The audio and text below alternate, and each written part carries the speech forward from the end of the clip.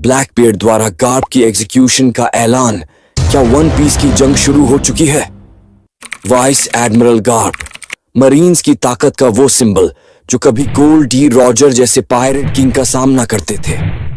एक ऐसे इंसान जिन्हें दोस्त और दुश्मन दोनों हीरो ऑफ द मरीन्स कहते हैं, और आज पूरी दुनिया सदमे में है। ब्लैकबियर्ड ने पूरी दुनिया के सामने ऐलान किया है कि 3 दिन बाद गार्प को पब्लिक के सामने एग्जीक्यूट किया जाएगा। देन मुशी से पूरा ग्रैंड लाइन थर्रा उठता है। ब्लैकबियर्ड की आवाज गूंजती है, सुन लो दुनिया वालों, यह है monkey D Garp, marine hero, और 3 दिन बाद इसकी होगी पब्लिक एग्जीक्यूशन। जब तक वह दिन नहीं आता, हर रोज मैं इसे याद दिलाता रहूंगा। ब्लैकबियर्ड के पीछे गार्प जंजीरों में बंधे हैं। चेहरा खून से सना हुआ है, लेकिन उनकी आंखें अब भी तेज हैं। वो झुके नहीं हैं। लोगों की आंखों में आंसू हैं। पुराने मरीन कैडेट्स जो ट्रेनिंग में उनके किस्से सुनते आए हैं, वो सकते में हैं। गार्प सामा ने सिर्फ दुश्मनों से नहीं लड़ा, उन्होंने इतिहास बदला है। वो इंसान हैं जिन्होंने रॉक्स पायरेट्स को गिराया था, जिनके साथ रॉजर ने हाथ मिलाया था।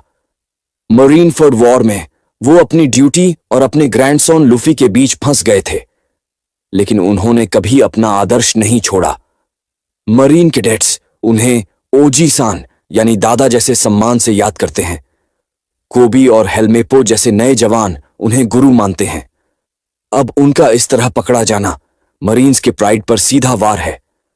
लूफी जब देन मुशी पर यह खबर सुनता है, वो चुप हो जाता है। आंखें कांपती हैं। पहले एस, अब ग्रैंडपा उन्हें भी ले जा रहे हैं। जोरो धीमे से कहता है, लूफी, तुम्हारी आंखों में आज कुछ और ही जल रहा है। लूफी जवाब देता है, मैं इस बार कुछ भी करके उन्हें वापस लेकर आऊंगा, चाहे दुनिया ही क्यों ना जला दूं। ड्रैगन, रेवोल्यूशनरी बेस में सन्नाटा है। ड्रैगन खड़ा होता है और कहता है, उन्होंने हमें उठना सिखाया था और आज हमारे सामने उनके अस्तित्व का अपमान हो रहा है। ड्रैगन पूरे रेवोल्यूशनरी आर्मी को मोबिलाइज कर देता है। कोबी घुटनों के बल गिरता है। वो मुझे बचाने आए थे और आज मैं जिंदा हूं, लेकिन गर्भ समा दुश्मनों के हाथों में है। वो अपने ही स्तर पर रेस्क्यू प्लान बनाना शुरू करता है। अकाइनु, सकाजुकी अकाइनु अपने ऑफिस में गुस्से से मेज पर मुक्का मारता है। गार्प एक व्यक्ति नहीं है, वो एक ईरा है। अगर उन्हें हम पब्लिकली खो देंगे तो मरीन की नींव हिल जाएगी। लेकिन उसके हाथ बंधे हैं। वर्ल्ड गवर्नमेंट इंटरफियर करने से मना करती है। ब्लैकबियर्ड हमेशा अपना हर दांव सोच समझकर चलता है। थियरी 1, वो चाहता है कि लूफी, ड्रैगन और सारे डी क्लैन के लोग एक जगह आएं और वो सबको एक साथ खत्म कर सके। थियरी 2, ये एक डिस्ट्रैक्शन है।